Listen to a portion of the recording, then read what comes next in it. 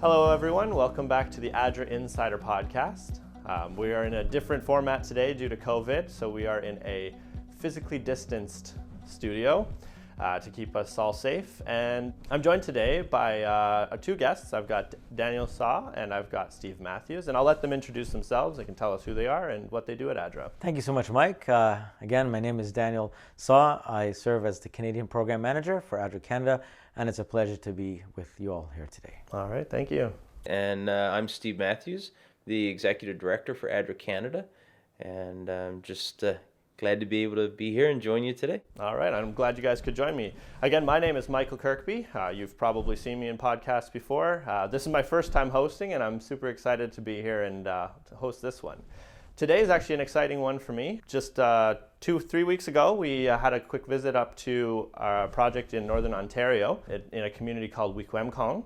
And I am going to have Daniel start it off and introduce the project so that we can find out more about it. Thank you, Mike. So Wiikwemkoong is a First Nation Indigenous community located on Canada and the world's largest freshwater island, namely Manitoulin Island. And it's a beautiful place. If you've never been there, we would encourage people to take a visit.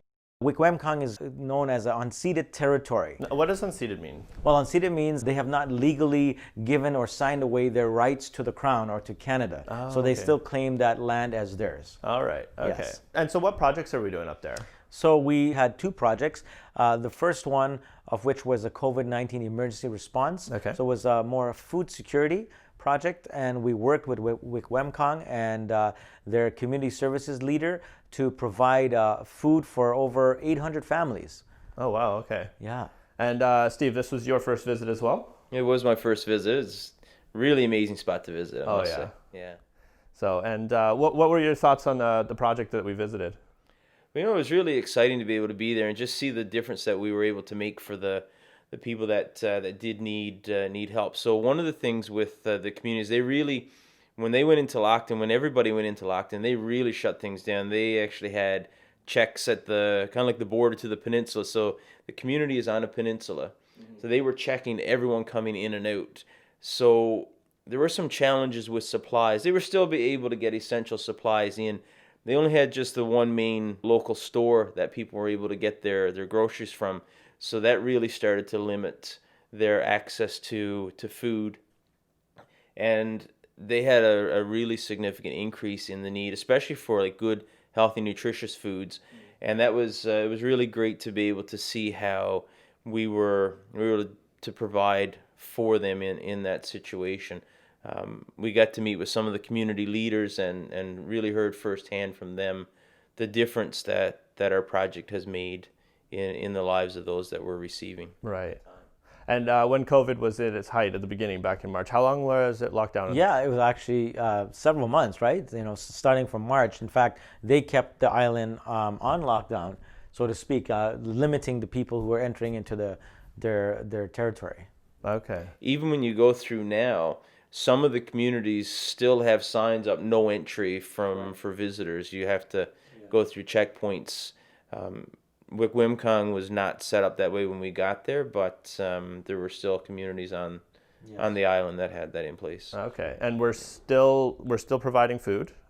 What is the ongoing project there for COVID? Well, with the funds that we gave quite a substantial amount that they were able to stock food. So we visited, their storage area where they had non-perishable dried goods that were stocked there, and they were able to assemble them in bags, these wonderful cloth bags, and they would deliver them maybe once or twice a week, and they still have stock. So they're still going. The project is ongoing until the food runs out. But they're getting other donations as well. But I believe the funds that ADRA provided really helped to give them that boost that they needed. Okay, and in the height, how many people were we serving?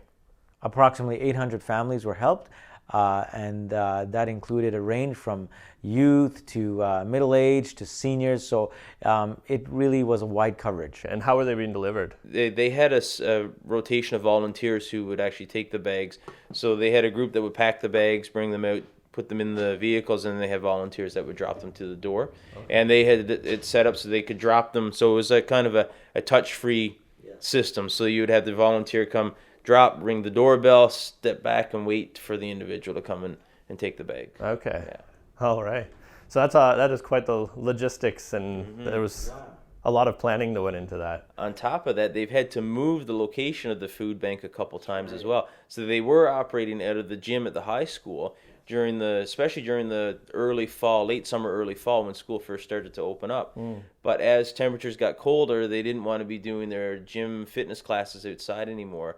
So the food bank had to vacate the gym and move to a facility that is more challenging to operate from.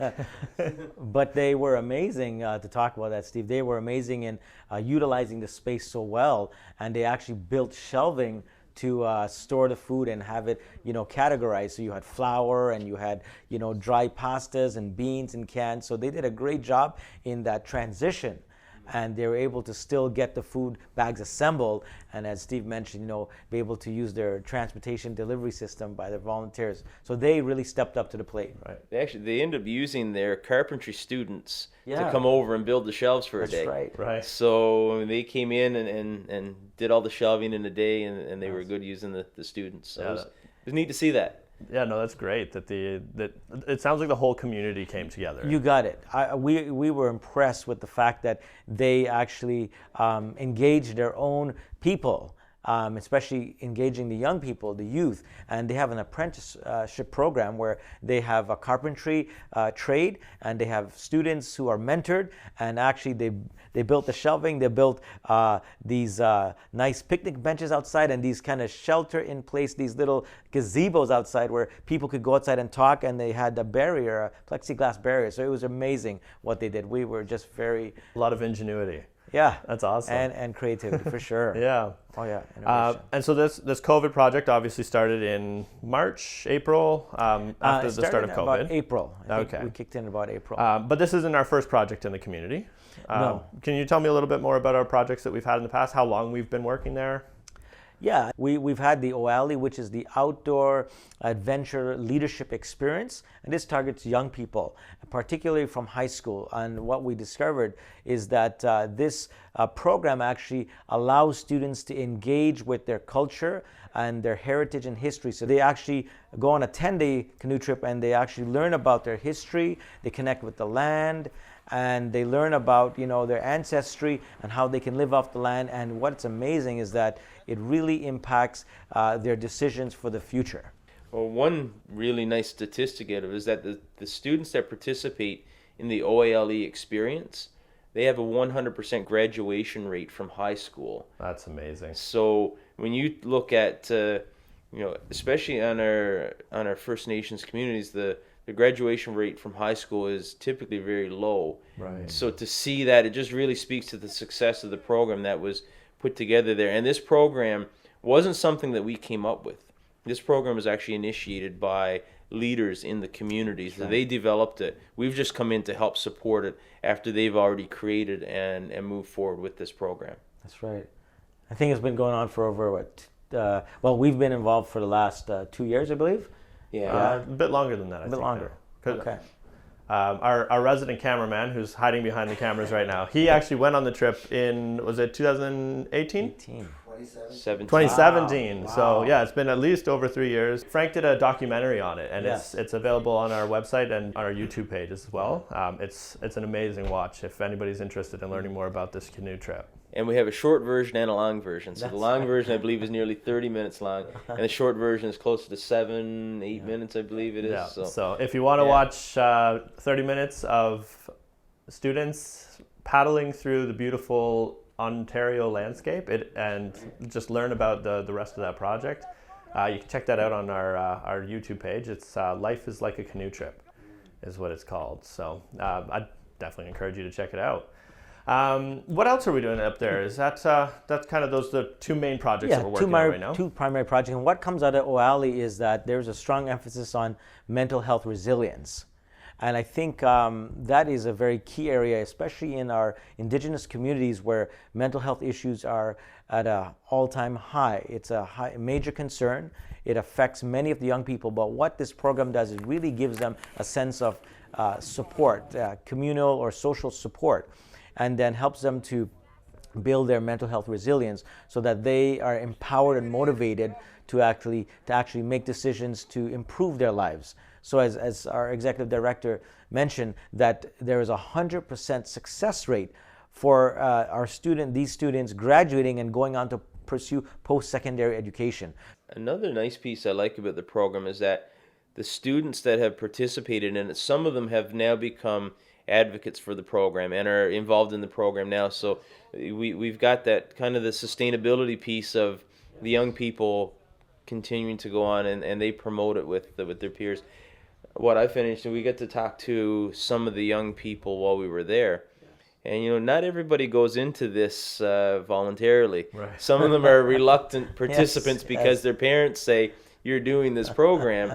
But they all said by the time they finished, Yes. they'd do it again in a heartbeat. So Yes. they all got so much out of it. So the reluctant ones and the ones that actually wanted to do it both came out with the same type of experience in the end where they were really big advocates for it. And so, like, not to sound cliche, but it is legitimately a life-changing experience for these students. Absolutely. Like that might sound cliche, but it's so true. No, in but this it's situation. true. It's so true. Like it changes the trajectory of their lives. You got it.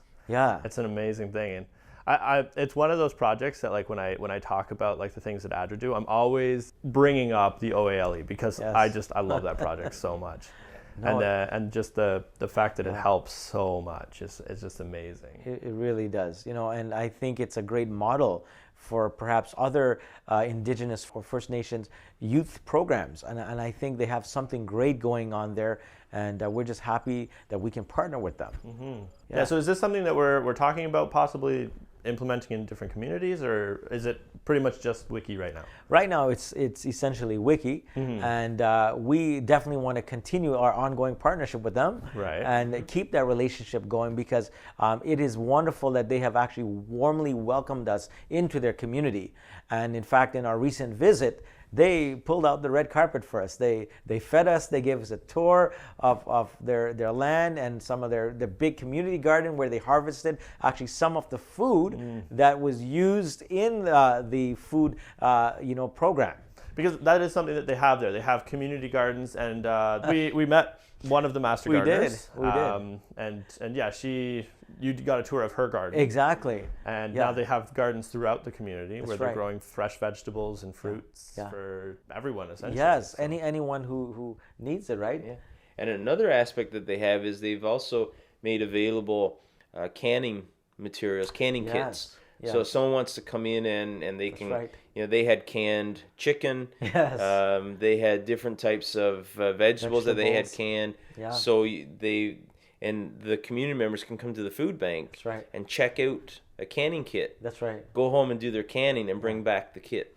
Again, so it's more than just coming in and taking food off a shelf. They're providing other sources for people to be able to take advantage of and to be more sustainable with their own food. So it was really neat to see how they've structured that. Yeah, I like that piece that you're mentioning, Steve, because it empowers the members of the community. So they don't just expect to receive handouts, but they can take the initiative in their own food security for their families.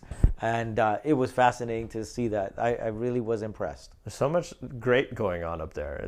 It's really good. It is. And it's exciting to see ADRA so involved in it all. So. Absolutely. Yeah, and I guess I should mention, we've mentioned it a few times, we've referred to the community as Wiky.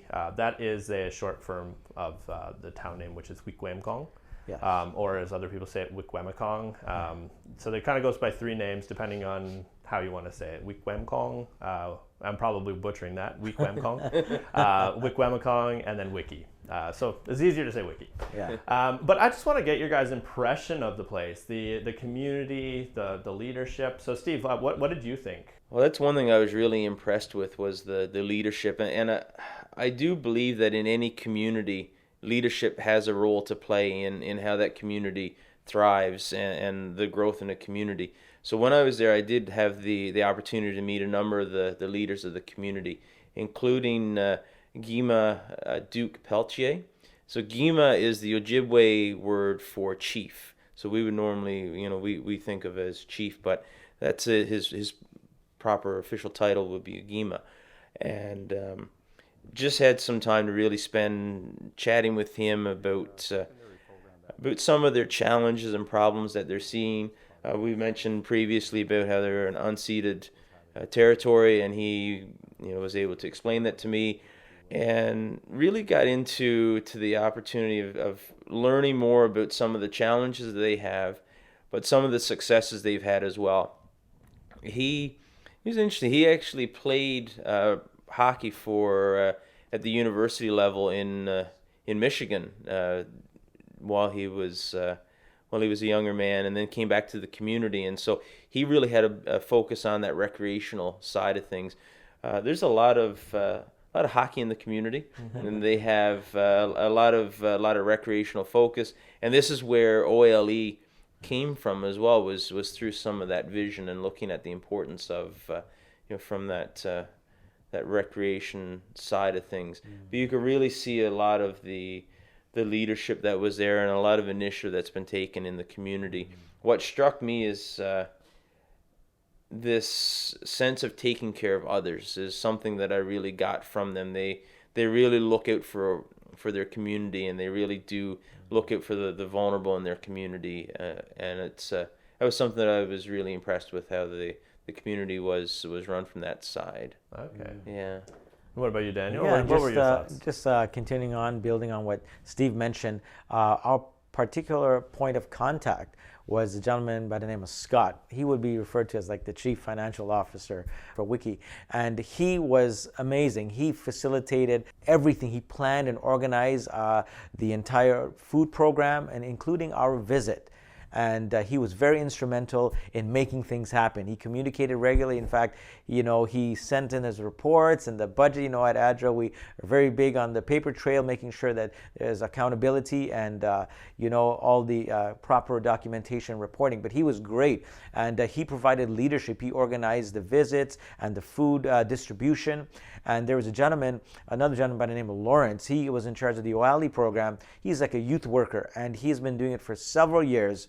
And he again shared with us his passion for helping his young people, his youth, actually understand who they are, their culture, their identity. And he's been so delighted to see the success of the program. So there is good leadership in Wiky. And what we notice is that they interact. They don't just remain exclusive or insular. They interact with the other their counterparts and members of the community. They travel out. But what's amazing is they come back in to give back to their community, to make a positive impact, and that is really impressive. We had a project up there responding to COVID. How did COVID, besides the lockdown and the fact that they ended up isolating themselves, did the isolation work? Like, how many cases were there? What was the COVID situation like in Wiky? They actually didn't have any cases of COVID in Wiky as of the time we were there. They did have one false positive, yes. And they were trying to figure out how could somebody who was actually living in a home that had no outside contact get it, and in the end it turned out that it was actually a false positive that they had there. So they haven't had any confirmed cases in the community. Okay, well that's good. Yeah. So the stringent lockdown worked. Absolutely. Even if it was hard on the people there, financially or with food. So it was great that we were able to help. Yeah, and they were very careful. In fact, we were looking at times of visiting, and they were saying, okay, well, right now, maybe can you come another time and all that. So they were very carefully monitoring the situation to ensure that their community was protected. And I admire that. And they did all that they can. So even just making sure that people are screened and COVID-19 tested. And so that really helped to protect the community. All right. So going forward, what are we continuing to do in Wiky? Well, we certainly want to keep that ongoing partnership and relationship. In fact, it was interesting when we went to visit and we had the photo op, and Steve was with the chief for the Gime, right? They were holding that big check, which we gave a total contribution for both the Youth OALI program and the food program of $20,000. And one of the, I think it was Scott, he was making a joke saying, yeah, we just want to add a few more zeros to the end of that. Right. Yeah. So taking that, I mean, that's actually something that we're looking at. There is a funding possibility that we're looking at now where maybe we can do a larger project that could add on a zero. Who knows? It's, we'd love to be able to do that.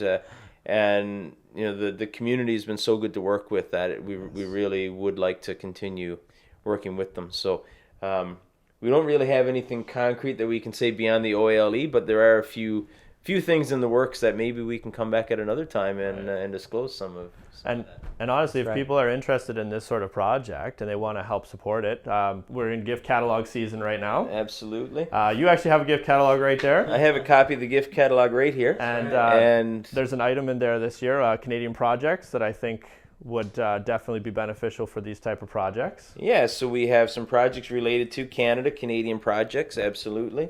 The Canadian projects you can see here. Additionally, we have projects that are related to, food response was one of the things we did in Wiky, and so we do have that food response as well. So there are a number of different types of gifts that someone can contribute to and help with the work of ADRA Canada. Absolutely. So if you're interested in our gift catalog, you can go to adra.ca/gifts, and you can find all of our options there. And if you want to learn more about our Wiky projects or just any of our Canadian projects, feel free to visit our website, adra.ca, and all of the information is on the website. We want to thank you for your continued support and prayers. And as they would say in Ojibwe, miigwech. Miigwech. Thank you. With that, I think we can wrap this up. It was great having you two join me today, and it was as always great learning about our projects here in Canada this time. Usually we're talking about our projects around the world. It's awesome to hear about what we're doing here at home. If you are interested in listening to more of these podcasts or watching more of these podcasts, you can find them on any streaming platform, any podcast platform. Also on our website at adra.ca/podcasts. Again, I'm Michael Kirkby, and this has been ADRA Insider.